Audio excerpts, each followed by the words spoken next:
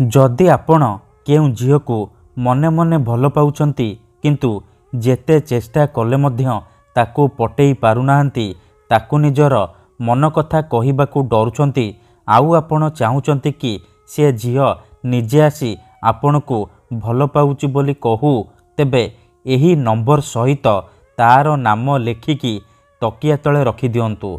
Guarantee देउची से झील आपे आपे पटिजिब निजे आसी आपणकू भल पाउची बोली कहिब। एही वशीकरण एते शक्तिशाली कि जी भी एहाकू करिछि 100% सफल हेछि। निज पसंदर झील बा पड़िशा घर भाउज को मुहूर्तक भितरे पटेई पारिछि। तेणु आपण भी गोटिए थर एही वशीकरण करिकी देखंतु। ग्यारंटी देउछि जेउ झील पटु नथिला से झील पागेली परी आपणकू भल पाइबाकू लागिब। पड़िशा घर सुंदरी भाउज हाथ धरी रूम को डाकिब, जहा चाहिए ताहा करिब। एही वशीकरण करिबा पई आपणकू कोनोसी प्रकार तंत्र मंत्र करिबाकू पड़िबनी किंबा किछि भी पैसा खर्च करिबाकू पड़िबनी।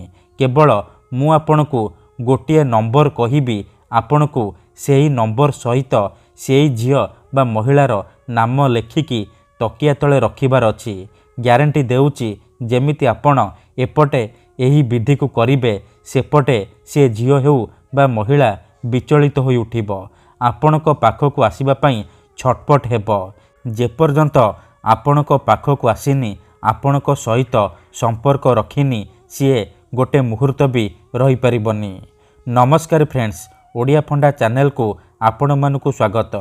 जदि आपण केउ झील को मने मने भल पाउचंती, पड़िशा घर भाउज को पटेइबाकू चाहुचंती, ताठारू निजर मन मुताबक काम हासिल करबाकू चाहुचंती, तेबे आजिर एही भिडियोटी आपणकर इच्छा को पूरण करिब। कारण आजिर एही भिडियोटी रे मु आपणकू शिखेइबी झील पटेइबा पई वशीकरण नंबर, पड़िशा घर भाउज को पटेइबा पई वशीकरण नंबर। एही नंबर सहित आपण तार नाम लेखिकी तकिया तले रखिबार अछि। ग्यारंटी देउची से झील हेउ बा पड़िशा घर भाउज आपणक प्रेम रे दीवानी हेजिब। एही वशीकरण साहाय्य आपण सासू नणंद दियर भाउज काहाकू भी निज बसरे करिपारिबे, ताठारू किछि भी काम हासिल करिपारिबे। किंबा जदि आपण केउ झील को बहुत दिन हैला भल पाउचंती हेले सीए आपणकू भल पाउनी आउ आपण ता पछरे गोड़े गोड़े निजर सबु समय सारी सारिलेणी किंतु से झील को पटेई पारुनाहांती, जदि आपण भी एहीपरि परिस्थिति रे पड़िछंती तेबे मात्र थरे एही नंबर सहित तार नाम लेखिकी तकिया तले रखी दियंतु। ग्यारंटी देउची से झील निजे आसी आपणक सहित कथा हब, आपणकू भल पाउची बोली कहिब। तेबे एही वशीकरण आपण किपरि करिबे, केमिति करिबे, एहार प्रयोग विधि कौन, केमिति आपण नंबर सहित झीवर नाम लेखिकी तकिया तले रखिबे, मु आपणकू शिखेइबी। संपूर्ण प्रयोग विधि ठीक भाव शिखेइबी। जानिबा पई भिडियोटी को पूरा ध्यान सहित शेष पर्यंत देखिबे। अधारू छाड़िकी पळेइले किंबा काटी काटी देखिले आपण किछि भी बुझी पारिबेनी।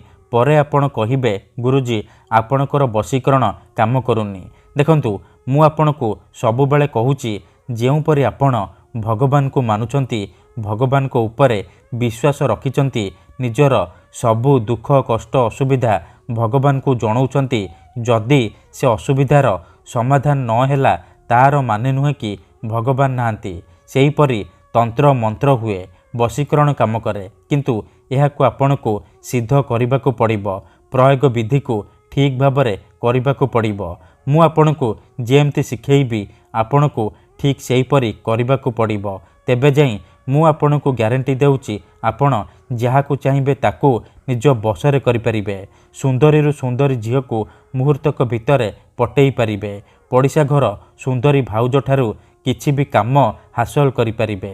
ठीक अछि, तेबे चलंतु जानिबा एही वशीकरण को आपण किपरि करिबे। मोर आपण मानकू अनुरोध कि आपण वीडियो को पूरा ध्यान सहित देखंतु, प्रयोग विधि को ठीक भाव बुझंतु, तापरे आपण वशीकरण करिबा पई जिबे। ठीक अछि, विधिटी जानिबा पूर्वरु जदि आपण आम चैनल को नुआ आसीचंती तेबे दयाकरी चैनल को सब्सक्राइब करी पाखरे थिबा ବେଲ୍ ଆଇକନ୍କୁ ମଧ୍ୟ ଦବାଇ ଦିଅନ୍ତୁ, ଯାହାଦ୍ୱାରା ଆମେ ଯେଉଁ ବି ଭିଡ଼ିଓ ଅପଲୋଡ଼ କରିବୁ ସର୍ବପ୍ରଥମେ ଆପଣ ଦେଖିପାରିବେ ଆଉ ତାହାର ଲାଭ ପାଇପାରିବେ। ତେବେ ଚାଲନ୍ତୁ ଜାଣିବା ଏହି ବଶୀକରଣକୁ ଆପଣ କିପରି କରିବେ। ମନେ ରଖନ୍ତୁ, ଏହି ବଶୀକରଣ ବିଧିକୁ ଆପଣ କେଉଁ ବି ବାରରେ କରିପାରିବେ, କିନ୍ତୁ ଯେବେ ବି କରିବେ ରାତିରେ ଶୋଇବା ପୂର୍ବରୁ କରିବେ। ରାତି 8ଟାରୁ ରାତି 11ଟା ମଧ୍ୟରେ ଆପଣ ଏହି ବଶୀକରଣକୁ କରିପାରିବେ।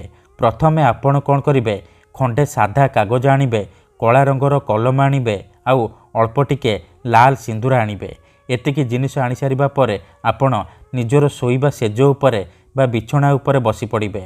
ଯେଉଁ କାଗଜ ଆଣିଛନ୍ତି ସେ କାଗଜରେ ଆପଣ ଗୋଟିଏ ନମ୍ବର ଲେଖିବେ, 363636 ନମ୍ବର ଲେଖିସାରିବା ପରେ ତା ତଳେ ଆପଣ ଗୋଟିଏ ମନ୍ତ୍ର ଲେଖିବେ, ଓମ୍ ବିଷ୍ଟମ୍ ବସମ୍।